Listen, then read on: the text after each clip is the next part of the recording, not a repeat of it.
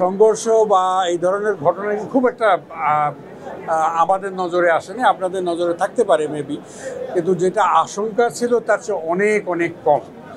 তো সেটা একটা যে এখন পর্যন্ত যেহেতু পরিস্থিতি ভালো আছে, প্রথম ধাপের আর মাত্র 7 দিন বাকি, 8ম দিনে নির্বাচন হবে, কাজে আমরা আশা করছি যে ধরে রাখতে পারবো।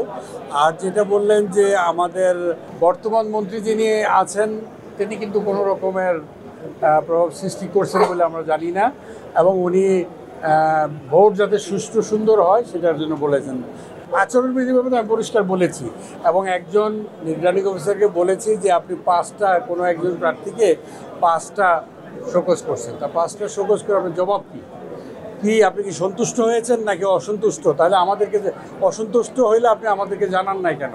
তিনি বলেছেন যে তিনি এখনও সময় আছে, সেই জন্য সময়ের পরে উনি জানাবেন।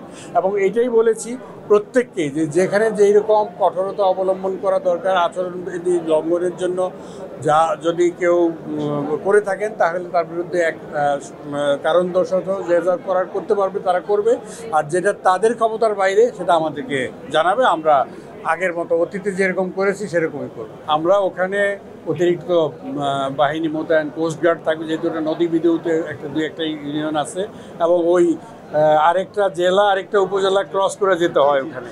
আমরা ওখানে কোস্টগার্ডের বাড়াবো এবং বিজিবি সংখ্যা বাড়িয়ে দিব, এবং যাতে ওখানে সুষ্ঠু, কারণ ওখানে 3টা পক্ষ আছে।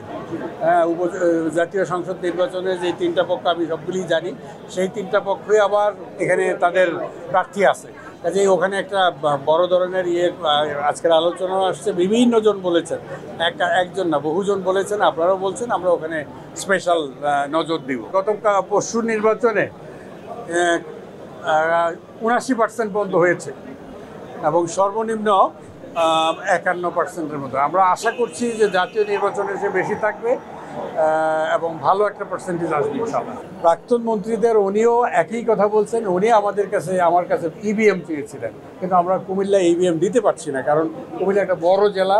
এই জেলায় যদি আমরা ইভিএমও করি তাইলে আমরা আর যেই পরিমাণ ইভিএম লাগবে প্রায় অর্ধেকই চলে আসবে এই জেলায়। যেই জন্য আমরা ছোট জেলাগুলিতে, যেখানে অপেক্ষাকৃত 5টা বা 6টা উপজেলা, সেই সব জেলায় তো উনি বা আরও কেউ ইভিএম চেয়েছিলেন, এবং অন্য কোনো না, সুষ্ঠু ভোট চান তারাও কিন্তু। এবং আমার ধারণা বরুড়া কিংবা ওই সদর দক্ষিণ কিংবা মনোহরগঞ্জ কিংবা লাঙ্গলকোট, একটু ওখানে 2 জন প্রার্থী আছে, তারা যথেষ্ট প্রার্থীরাই প্রভাবশালী। হ্যাঁ, সেইটা নিয়েও লাঙ্গলকোটকেও আমরা নির্দেশনা দিয়েছি যে এই 2টা, কুমিল্লায় মূলত লাঙ্গলকোট আর মেঘনা আর বরুড়ার কিছু একটা আশঙ্কা আছে।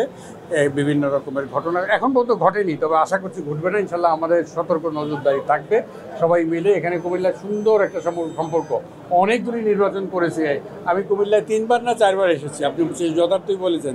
এবং এখানে যেভাবে তারা কোঅর্ডিনেট এফোর্টস দেয়, আসলে এতে আশা করছি যে কোনো নির্বাচনে কোনো প্রভাব পড়বে না কারণ।